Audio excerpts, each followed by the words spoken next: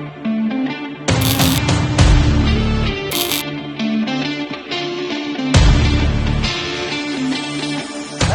back to the Home Improvement Channel, UK. And on today's episode, we're going to be showing you how to join carpets. And I'm going to annoy Phil as much as I can. So if you guys at home have decided that you want to learn how to join your carpets together, or you just want to watch an interesting video, I'm going to show you how right now. So, before you get started, let's go through some of the tools you're going to want. This little device is called a row finder. Finds rows. Oh, very posh. I know. This is a row cutter. Cuts through rows. Delicious. These are napping shears for napping. And this stuff right here is called seam sealer. And I'll explain all this stuff to you when we get through with the video. This big old chunky device, you can do your shirts with it, your pants, or you can use it to iron the tape, which is this. This is carpet seaming tape, and we'll show you how that works as well. Right, this is the tool you're going to be using first, but before we get to that, we want to just check that our carpets are both running the same direction. So we're going to check the pile of these. They're both running the same way. So imagine these are laid out in your room, and then you're going to take this, your row finder, that's what it's called. This is one that's designed specifically for it, but you can use a biro pen, so now you know. So you're going to feed it in the end here, and what you're going to do is push it through, and you'll feel that it wants to go straight. It should want to, and it should have the least amount of resistance. If you go through and you feel a little bump, it means you've veered off. Your best bet, get rid of it, scruff it all back up again, start again, because this is important. If you get this wrong, your joint's not going to be the best. So we're going to do that on both sides of this. We're going to run it through, and if you want to, what you can do, you can go through a few times, and that's how you'll know if you've got it right, because it should follow the exact same path every time. And what we're doing here is we're taking the fibres and we're just splitting them around. We're splitting them apart, and then we're going to do the same on both sides. See, look, I've hit something, I can feel it, so I'll just scrub that out and I'll go again.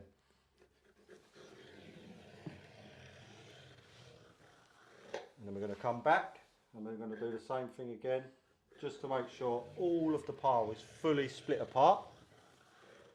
And now, let's move on to the next tool. Right, your next step is to grab your loop pile cutter, wallet, and the next step is to set the depth on the loop pile cutter tool, and then... Right, once you've set your depth, as Brad just said, so you can adjust this tool up and down, and you can set it for different depths and different carpets.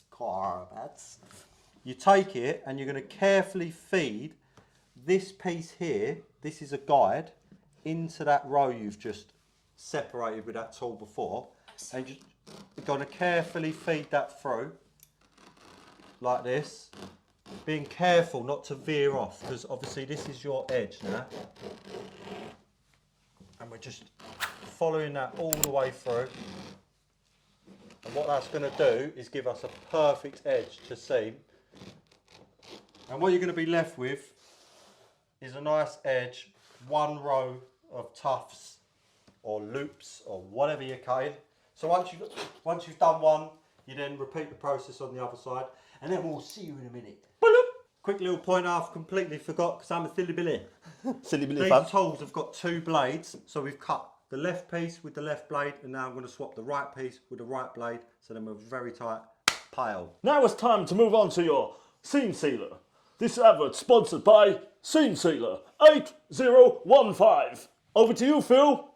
Right, now with that plum's gone. This is a Roberts seam sealer. We're not sponsored by him, don't listen to him. But the reason we use it, it's got a really good applicator on the end, and you'll see. So all you do with this bottle here is you hook it over the bottom there, and you just squeeze it lightly. And as you can see, if Jack comes in close, it's just gluing those last fibres back to the backing. So that's going to prevent those tufts from falling off, because obviously now they're vulnerable because they're on the end. So we're going to do that both sides, and then we'll move on. You have done your seam sealing, you have cut your straight edges. Now on to the tape. Obviously this is just demonstration, so your room, wherever your joint is, you're going to wind your tape out like this, overcut it, like that, chuck that out of the way, and then you spin it over. So if you have a look here, you'll see there's a black line through the centre of the tape.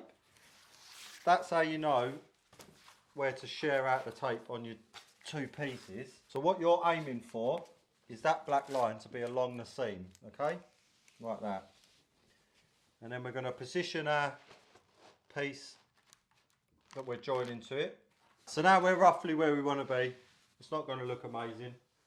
And then you're going to move on to the iron. This is your iron. It's called a heat seaming iron. And on the top, this particular one's got 4 set ends. So what we normally run ours at with this tape is about 2.5, 3. So what we're going to do, we're going to sit that on the tape, let it heat up, and then we'll show you in a minute. But what I look out for, this is my way of doing it, is you'll get the glue bubbling at the front. That's when I know that the glue's up to temperature, and then we'll show you the process of making the actual joint. So as you've just seen, the glue's now bubbling at the front of the iron. So all we're going to do, what I do, so this is our method, I will move that iron the length of the iron, because that glue underneath is ready to go. And then all we're going to do, on the back side of this iron, we just push the 2 ends, we're not forcing it down, together like so, nice and tight. And we're just going to put our hand on there for a second, and we're going to let the iron heat this small section. Now that it's up to temperature, it's not like a long process anymore, it'll be very quick. And you'll feel it because the iron wants to slide, it doesn't grip. So as you can see, we've moved it another length. Don't panic, take your time. This is why we don't have the iron up super hot. And then we're just going to concentrate on each section as we go. And if you're doing a room, and obviously you've got a much bigger joint, use your stretcher, use your knee kicker, and you can adjust the carpet in and out as you need to on that seam, like so. Move again. Concentrate on the bit that you need to concentrate on. We're not at work at the moment, so we haven't got, you should have a weight here. Use something heavy and flat. And what you want to be doing, this is just something we've just found, and we're going to keep the weight on the joint that we've just done. And this is what we're doing. We're moving a little bit, concentrate on this, and just bring them down together at the same time, and that's going to help the pile come together. Brush it down, brush it flat, move the weight forward a little bit. That's going to hold that flat on the glue. Don't use a porcupine, the little roly spiky things, because what you do is you put dents in the backing and it sticks to the glue and that pattern's stuck. You want something flat. Use that once the glue's completely gone off if you need to. So now we've moved on to another bit. So the first thing that people really go wrong here is they panic. Oh no, it's getting hot, the glue, ah! Slow down, it's alright. Keep the iron down low. It's nice and slow, move along. As you can see, taking my time, not panicking. I am a little bit though. And we're just working our way through. And it's actually a bit easier to do a bigger joint because then you can get your stretcher on it and you can adjust the carpets, whereas we've got like a little test piece, so we're just trying to manipulate it with our hands. It's a bit awkward, but you know. Move a little bit more. Seam behind. Make sure you're happy with it. And any little strands, you don't care about them at the moment. We're going to come back over, keep the weight on it, move forward. Right, now we're at the end. Again, this normally comes with a tray, but we haven't got it on us because we're not at work. But that's all right. We've got an assistant called We've Jack. got an assistant called Jack, and he disposes of anything we don't want. So now, if you was on the site, what we do, because I'm not going to run it out the end because this is just made up land. In truth, what you do is you take one back, and then we carefully bring the iron out, not touching the glue. I'm going to set it there, or your tray that you'd come with, and then we're just going to feed these together at the same time. And look, you can see that gap. This is why you need to manipulate the carpet and get it nice and tight. Work it flat. Move your weight. Just nice, take your time, don't panic. if you need to take a couple of extra steps, it's not quite where you want it to be, you can use this. It's called a pile roller, porcupine, loads of names for it, but basically it's just a series of cowboy spurs that they've stolen off of real cowboys, and they've put it on a pole, and they all move individually. And what that does is it twists the pile together and just helps blend the two carpets. So all you're going to do, don't run along it. This is how we do it. We actually go across like this in the next motion. Nice lightly. Nice and light. We're not trying to break through the floorboards underneath.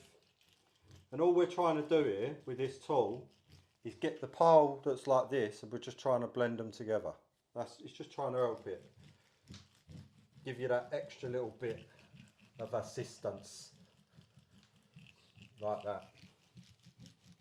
And you can do this as much as you need. Don't go mental, because you can start to damage the carpet, and we don't want to do that.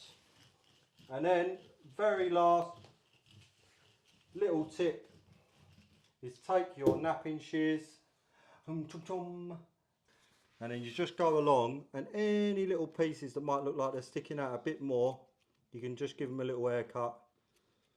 One last thing before we let you run off. I have done this on scrap wood, so you could use a bit of ply.